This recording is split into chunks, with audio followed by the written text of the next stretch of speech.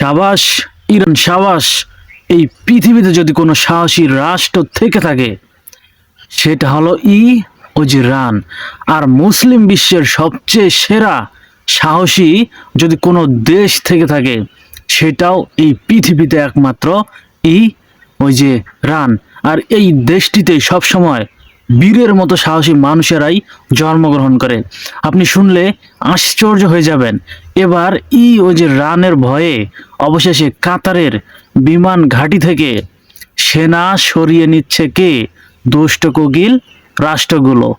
এবং এই বিষয়ে যেটা এখন পর্যন্ত জানা যাচ্ছে যে ওয়াশিংটন যদি ইরানে হামলা চালায় তাহলে সৌদি আরব, সংযুক্ত আরব আমিরাত ও তুরস্ক সহ এই অঞ্চলে বিভিন্ন দেশে মার্কিন ঘাঁটিতে হামলা চালাবে ইরান। আর এই ভয়েই লেজ গুটিয়ে পালাচ্ছে তারা এই মধ্যপ্রাচ্যের বিভিন্ন ঘাঁটি থেকে। এখন ইরান এমন ধরনের আলটিমেটাম দিয়েছে, এরা সাফ জানিয়ে দিয়েছে যদি এই দেশে অর্থাৎ ইরানে যদি হামলা চালায় কে? মার্কিনিরা, তাহলে এর প্রতি উত্তর হিসেবে এই মধ্যপ্রাচ্য এরিয়াগুলোতে এই যে তিনটি রাষ্ট্রের কথা বলেছে এই দেশগুলোতে যেই ঘাঁটিগুলো রয়েছে তাদের সবগুলো ঘাঁটি একদম মাটির সাথে মিশিয়ে দিবে। তবে আপনাদেরকে এটা মানতে হবে, যদি ইরান এটা চায় 100% এটা তাদেরকে দিয়ে সম্ভব। কারণ তাদের কাছে যে পরিমাণে সামরিক প্রযুক্তি রয়েছে, অবশ্যই এই ঘাঁটিগুলোকে খুব তাড়াতাড়ি চাইলেই মাটির সাথে মিশিয়ে দেওয়া সম্ভব। তবে ইরান তাদের সাথে চলমান উত্তেজনার মধ্যেই দক্ষিণ চীন সাগর থেকে মধ্যপ্রাচ্যে বিমানবাহী রণতরী পাঠাচ্ছে যুক্তরাষ্ট্র। এবং তারও আগে সিবিএস নিউজকে দেওয়া সাক্ষাৎকারে ট্রাম্প বলেন ইরান যদি বিক্ষোভকারীদের ফাঁস দেয় তাহলে খুব কঠোর প্রতিক্রিয়া দেখানো হবে।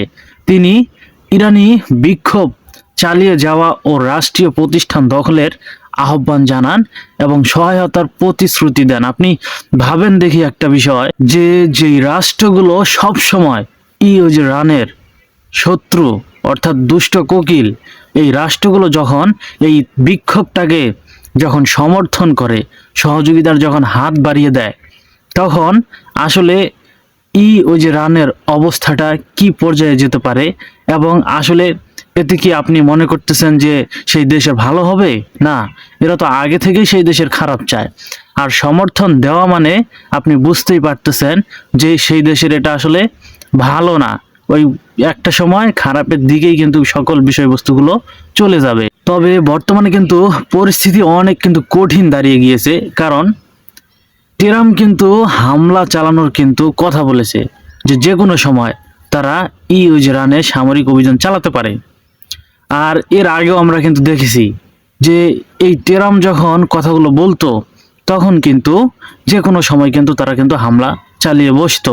এবং এটা কিন্তু এবারও কিন্তু হতে পারে। তবে এই বিষয়গুলো নিয়ে সম্পূর্ণরূপে কিন্তু হুঁশিয়ারি দিয়েছে কে? বীর সন্তানেরা, ইরানের বীর সন্তানেরা। তারা কিন্তু ভয় পায় না, তারা কিন্তু সাফ জানিয়ে দিয়েছে যদি এবার তাদের দেশে কোনো হামলা চালায় তাহলে তাদের যত আশেপাশে সামরিক ঘাঁটি রয়েছে সবগুলোকে মাটির সাথে মিশিয়ে দেবে, একদম বলতে গেলে মরণ কামড় দিয়ে দিবে। তবে শেষ পর্যন্ত কি হচ্ছে সেটাই ভাবার বিষয়। আমি আপনাদেরকে অবশ্যই সকল গুরুত্বপূর্ণ আপডেটগুলো জানাবো এবং এই তথ্যগুলো পেতে অবশ্যই আমার এই নতুন চ্যানেলটি সাবস্ক্রাইব করে পাশেই থাকবেন।